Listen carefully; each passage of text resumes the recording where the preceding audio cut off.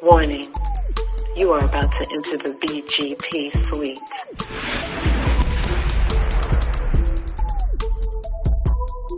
No thongs, no boy shorts, no thigh highs, no commandos are permissible. BGP, big girl panties only. So pull up to woman up. And no, please don't leave with your panties in a bunch. It's a beautiful day in Southern California. We are in the heart of Leimert Park. Today is Father's Day, so this is our special edition Happy Father's Day broadcast. I am Ms.Lishey, along with Neisha Williams and Adrianne Greene. We are BGP. It is over 100 degrees in California, and we plan on making it even hotter. Welcome to Big Girls Panties. And it's time to pull them out and pull them up because it's going down today. Today's topic is those deadbeat dads and baby daddies. Ooh. Y'all ready? I put my panties on.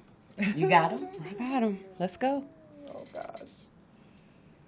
My first question for you ladies is, what would you consider a deadbeat dad versus a deadbeat baby daddy? And is there a difference? Miss Adrianne. A deadbeat dad and versus a deadbeat baby daddy. Yes, because we're talking about within marriage and out of wedlock. I think a deadbeat is a deadbeat, whether he's your husband or he is just your baby daddy. I think that being unavailable, a father that is selfish, one that only wants to be with you, only wants to be involved with his children if he has a relationship with you, is a deadbeat, whether he's your husband or he is your someone you've had these children without being married to. I really don't think there's a difference in that aspect, but daddy versus baby daddy it can sometimes be a little bit different, because I always think of my daddy as just a prime example. He was a good father. He was not perfect in any way, shape, or form, but he was a good provider. He was there for us. He kept us in check. He was involved, whether it be, he was just an all-around good father. It was not a struggle to get him to do his job. It came natural for him to be a dad. And in my own experience, I had a baby daddy. Again, unavailable, selfish, put everything before the children, whether it be his vehicle or his other new woman, whatever the case may be, and not making excuses for him. But we say it all the time. You are what you see. So if you didn't see it in the home, or you missed that, or you had some traumatic incidents that happened in your home, it may very well keep you from being or reaching that good father potential that you could possibly have, because you didn't see it. So hopefully I answered the question. Before you answer, are you saying that your husband was a bad baby daddy? Absolutely. Okay. Neisha? What's the question? Is there a difference between a bad dad inside of a marriage versus a baby daddy that is out of wedlock? Marriage versus out of wedlock. I mean, is there a difference? Technically, yes, because a child was created inside of a marriage as opposed to outside of a marriage. But if both of them aren't involved in the upbringing of the child, they both are deemed deadbeats, right? One just did it within a marriage. Other than that, there's really not that much of a difference if both of them are taking the same step as far as removing themselves from the upbringing and providing for said child or children, in my opinion. Okay, so we all know women that are married And do we hear, what is one of the complaints that most married women say about their husbands when it comes to children? I'll give you an example. My common thing that I hear is that they do everything. The mother. The mother does Absolutely. everything. Yeah. Do we have any other examples? I look at my daughter and her husband. They do share a lot of the responsibility of the children. But he's a different kind of dude. He just is very involved, hands-on. He's there.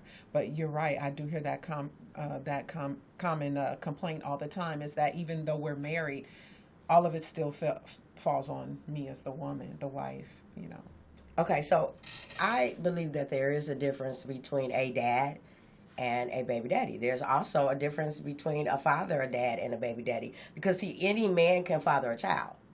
It takes a man to be a great dad.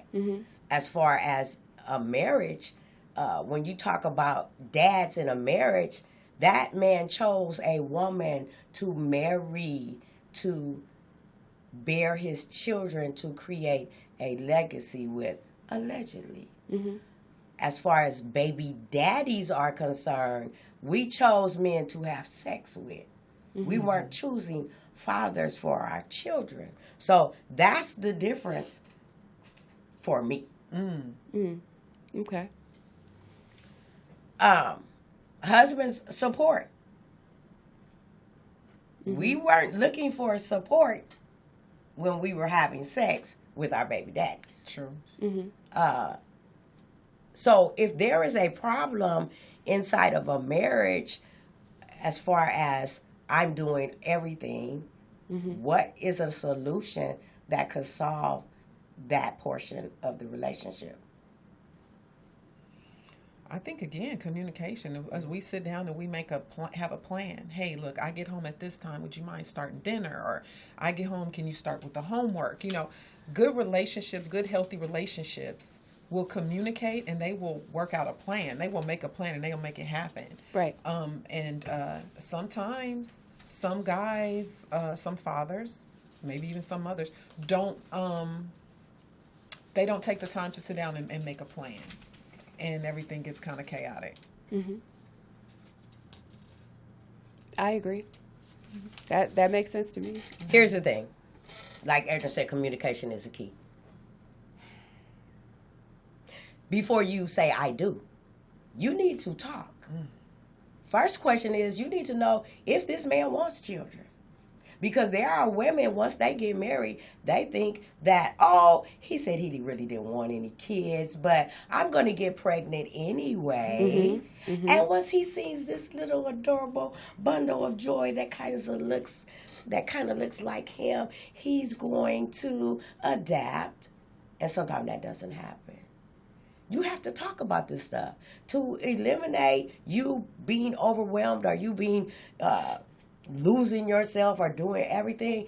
Do you want to have children? How many children would you like to have?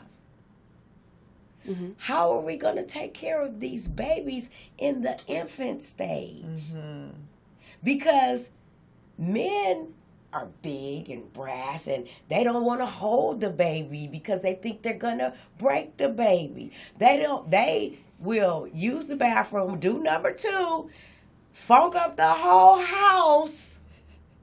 But if they have to change a poopy diaper, they're going to start gagging and about to upchuck, and their eyes get water and they can't stand the smell.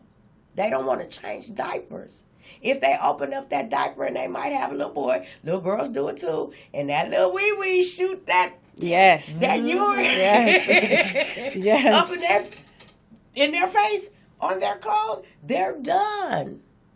They don't want to do those types of things. If they got the baby on their shoulder and the baby burp and some of that residue from that milk get on their shirt, they're about to die. Right. So we need to find out who's going to get up in the middle of the night. Because men say, I don't got no time. You be like, baby, baby, she'll tell, I don't got no time. Oh, yeah. Some men don't like to take the car seat and the stroller and the diaper bag out with them. without the woman. They some men will say, I'm not interacting with the baby or taking the baby out with me by myself until they're potty trained. Some of them will say, oh, the baby can't roll with me until they can talk, until they can walk. So these are the questions that we need to ask before we say I do regarding a marriage. How are we going to discipline these babies? Because if I give whoopings and he don't give whoopings, that's a clash. How are we going to feed these babies? What's going to be the nutritional things that we have for these babies? How are we going to clothe these babies? He said they can get clothes from Kmart and Sears and Walmart. She said, my baby got to wear designer. That's a clash. Yeah. Who's going to take these babies to their cheerleading practices and their athletic practices and to their plays? Who's going to do that? That needs to be discussed. What kind of religion are we going to bring these children in? It's all kind of things that we forget to do because we won't open our mouths. Who gonna do this homework when I get off of work? Who gonna bathe these children? So as far as a marriage is concerned, that's how you eliminate that stuff from happening. See if you're on the same page about raising children. Where these babies gonna sleep at night? Because, see, mama want the baby underneath her, and daddy think the baby cock blocking. The baby got to have their own room. So at what age do this baby get out my bed? That all needs to be discussed. So here's my question for the single women, and I want you and the audience to answer without getting mad. The question is, and here's the reason why I'm asking this question. Whenever you go on social media, you have groups. There is a group on social media. It's called Deadbeat Dads Exposed. It has over 18,000 women in this group. I joined the group just to see what's going on inside of this group. And to my surprise, they're not only African American women. There are women in there from all ethnic races. And every day you can go there and somebody is posting what they baby daddy did, what he didn't do, what he said, what he didn't say, what he doing with his new woman, what he ain't doing, blah, blah, blah, blah, blah, blah, blah, blah, blah. So there's a post every day. Then there's a comment. And I'm saying, oh, yeah, girl, my baby daddy do it too. Or Neisha might come and say, girl, I got a better one for you. And every day, just a group of miserable ass heifers. So they trauma bonding. Exactly. They are miserably trauma bonding with this bullshit. My question is, and I want you to be honest about this, because shout out to Michael Sanford, one of our dear friends. A few years back, he made a post and it said, he was not a deadbeat dad until you made him one. So I'm like, And it got my mind to thinking. So sometimes if you make a comment, it throws off the whole thread, right? Oh, yeah. So somebody doesn't want to really say what they really want to say because somebody has said something more intelligent or, more colorful than the other person. So I just kept coming back to it periodically through the day. And guess what? Crickets. No comments, no likes, no nothing. I was like, oh. And you know me, I'm kind of controversial on my page. And I was like, I want to share that, but I know they was going to be like, fuck you about that. So I didn't. But a few days later, he made it a meme. And the meme said, he was not a deadbeat daddy until you made him one. So here's my question. Are single mothers accomplice in assisting to create deadbeat daddies?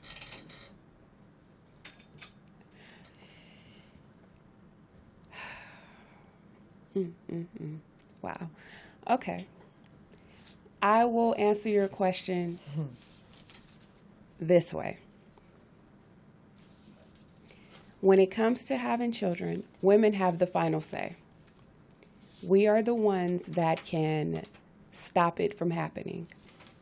We can take medication that will terminate a pregnancy. We can go to the abortion clinic and terminate the pregnancy. We can stop in the middle of having sex unprotectedly to prevent it from happening.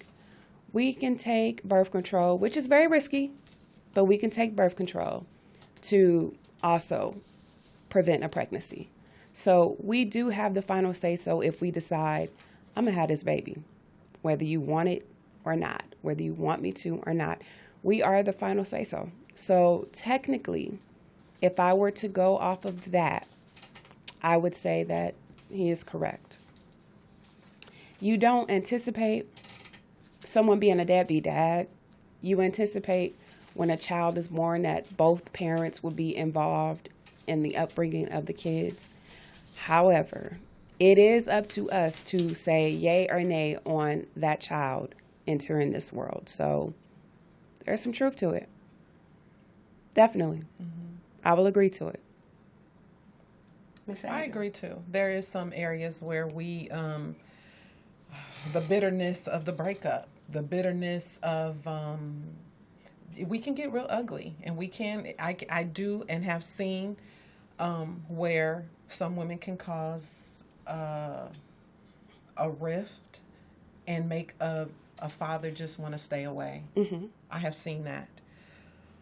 I do, however, feel like at all costs, a father should want to do whatever is necessary to be involved in that child's life. If it means I have to drop the kid off at the sheriff's station, and that because there's too much conflict when we exchange the children, there's ways.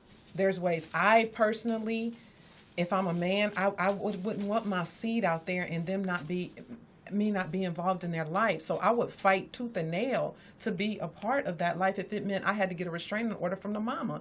I mean, yes, we can and can be bitter and cause a problem and make them start wanting to not be around. But I think they still have a responsibility to do their due diligence in trying to make sure that they can have a part in that child's life. I didn't make this baby by myself. Like you said, though, that if this was a thing where, what you mentioned early on, where maybe the baby was brought about and I told you I didn't want no kids, right? Woo. Right. Then yeah, maybe that responsibility is gonna fall solely on you because you went outside of what he already told you. Men will pretty much tell you what they want, and if he's told you he does not want to be a part, and you just sit up and you have this baby, be okay with raising that baby by yourself, because he don't want to be a daddy, and some people don't and can't and don't have the ability to be one.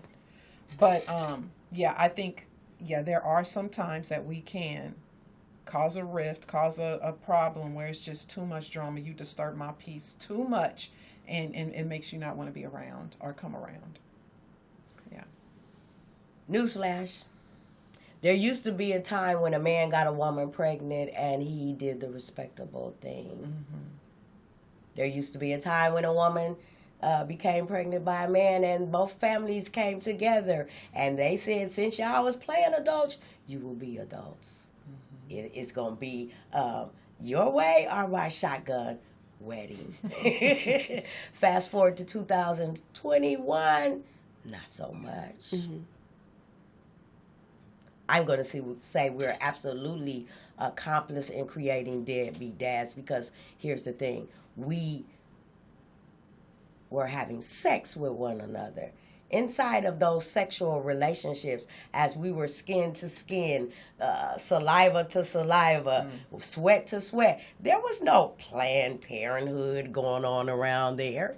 Normally, back in the day, when people did decide to get married, they actually went to the doctor to check their DNAs to make sure that were compatible. Blood was compatible. And so you sit and wonder why we got a lot of cuckoos walking around.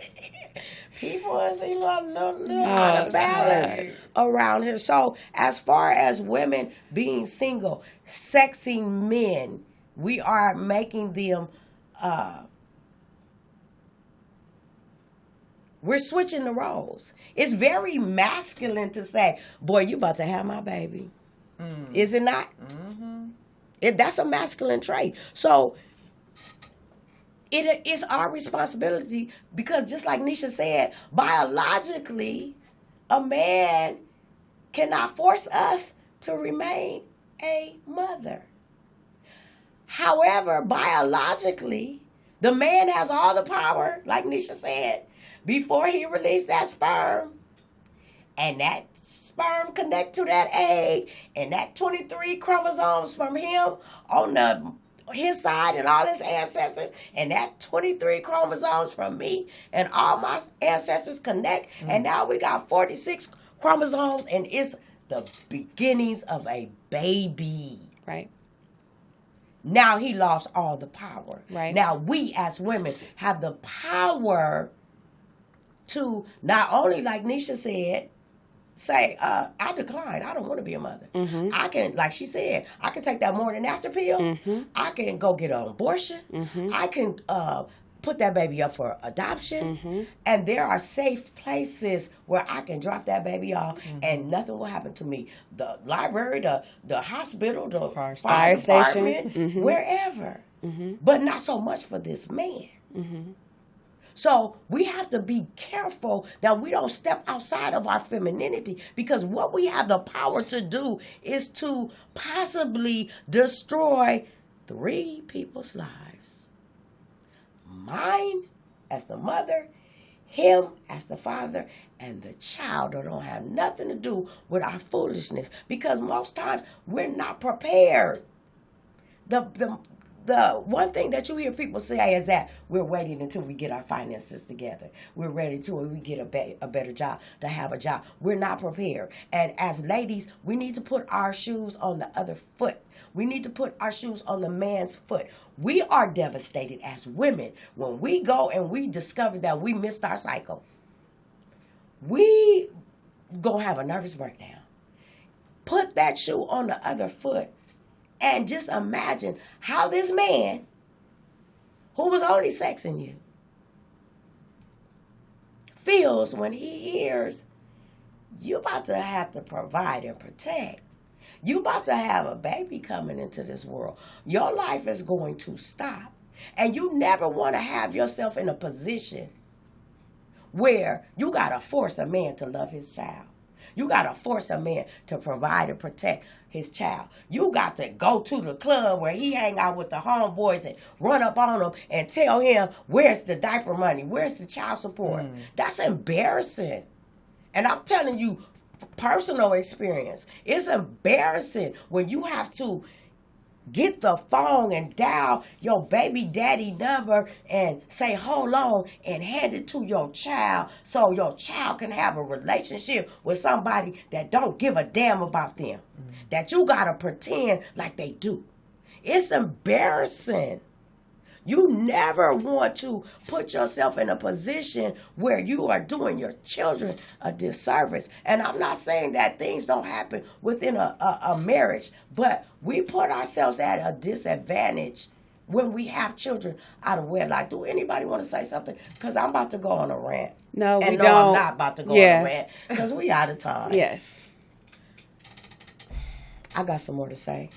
Part 2 is coming. Yes, definitely. BGP. BGP, we out. Bye.